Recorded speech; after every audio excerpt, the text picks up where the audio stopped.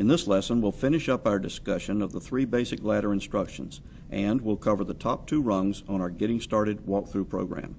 Here we've highlighted the three basic types of instructions that we've been covering one by one.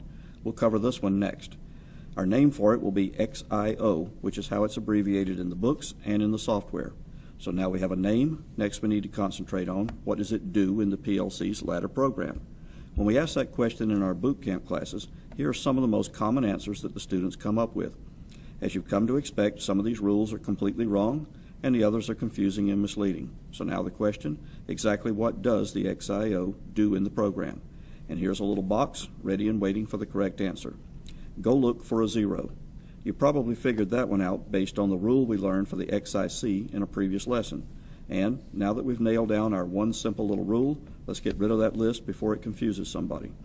All the main ideas that we covered in our lesson on the XIC also apply to the XIO instruction, so we can save some time and cut right to the chase. Let's work through some examples. Here's an XIO instruction and some bit boxes in the processor. Each time the processor comes to an XIO instruction in the program, the rule says that he's got to go look for a 0. The address tells him that he's going to look in the bit box named switch A. So the processor goes and looks in the bit box named switch A. Does he see a 0? And the answer is yes. So the processor goes back to the XIO and marks it as a true condition. And now he's done with the XIO for this pass through the program. That was simple. Here's another. When the processor comes to an XIO instruction in the program, the rule says that he's got to go look for a 0.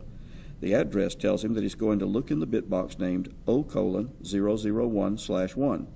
Some beginning students ask, but how can we use an output address for an input type instruction? Remember, the only purpose of the address is to tell the processor which particular bit box to go look into. There's nothing wrong with looking into an output bit. So the processor goes and looks in the bit box named O:001/1. Does he see a 0? And the answer is no. Some students go too far and confuse themselves by saying, no, he sees a 1. Don't do that. Keep it simple. Just answer the question yes or no. If the answer is yes, then the condition will be true. If the answer is no, then the condition will be false. So, does he see a 0? No. Pure and simple. So now the processor goes back to the XIO and marks it as a false condition. And now he's done with the XIO for this pass through the program. By now you should see the pattern. Like all of our boot camp rules, it's simple and it always works. It works because it's based on what the processor actually does and not on watered-down beginner-level explanations. Summing up, here's the XIO instruction. It's an instruction, or in other words, a command, which tells the PLC processor to go look for a 0 in a bit box. If the processor does find a 0, then the XIO will be considered true. If the processor does not find a 0, then the XIO will be considered false. Just remember that the XIO always tells the PLC processor to go look for a 0. It's just that simple. A quick review. Here are the three basic instructions that we set out to cover, and here they are, each with its own simple rule. And now that we've got these three basic instructions covered, it's finally time to pull together everything we've learned so far and see how it works in the top two rungs of our walkthrough program. We'll start with switch A in the off position and see what's going on in the processor several hundred times each second. First, the processor does step 1 of the scan cycle and updates the input bits. Do we have current here? No. So the bit contains a 0. And now the processor does step number 2 of the scan cycle and executes the ladders. The processor comes to this XIC instruction. The rule says, go look for a 1. Do we have a 1? No. So this is false. And so this OTE has false coming in. And the rule says, go write a 0. So the processor goes to the bit for lamp E and writes a 0 into the box. Then the processor comes to this XIO instruction. The rule says, go look for a 0. Do we have a 0? Yes. So this is true. And so this OTE has true coming in. And the rule says, go write a 1. So the processor goes to the bit for lamp F and writes a 1 into the box, which brings us to the end rung.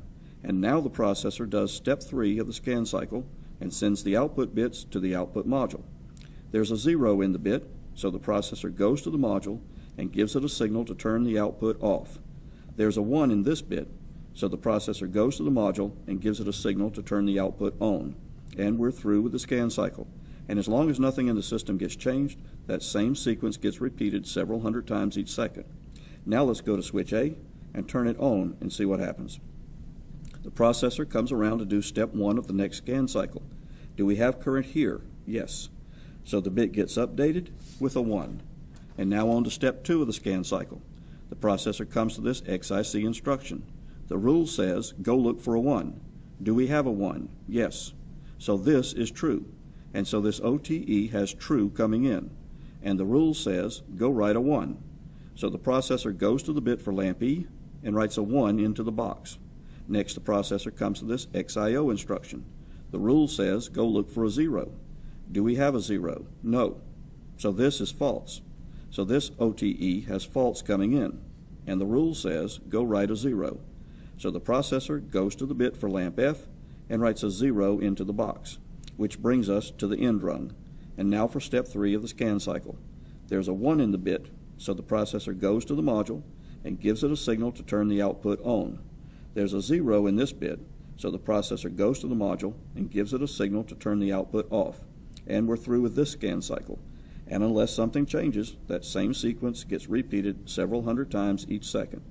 The secret to really understanding PLCs is to nail down the rules that specify how each individual piece of the puzzle functions, and then learn a systematic step-by-step approach to applying those rules. We carry that same step-by-step approach through all of the material that we teach in our PLC bootcamp classes, all the way from this is a bit, through processing analog input and output signals, and everything in between.